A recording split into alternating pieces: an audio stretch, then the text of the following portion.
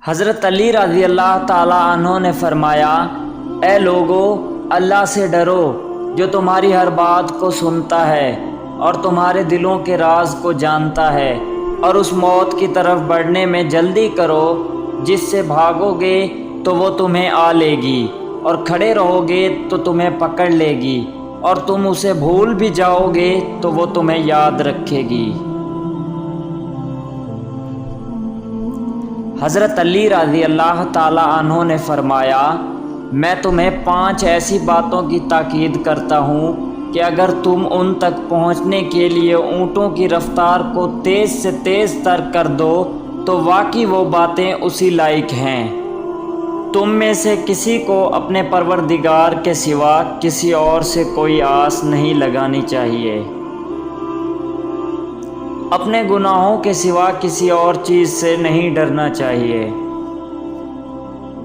تم میں سے جب کسی سے کوئی ایسی بات پوچھی جائے جس کا تمہیں علم نہ ہو تو اسے یہ کہتے ہوئے شرمانا نہیں چاہیے کہ مجھے معلوم نہیں۔ اگر کسی کو کسی چیز کا علم نہ ہو تو اس کا علم حاصل کرنے سے شرمانا نہیں چاہیے۔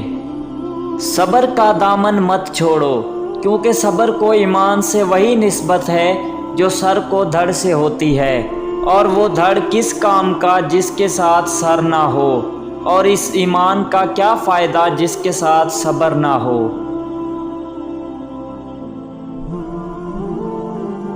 مجھے اس شخص پر تعجب ہے جو خدا کی رحمت سے نا امید ہو رہا ہے، حالانکہ استغفار توبہ کا وسیلہ اس کے ساتھ ہے۔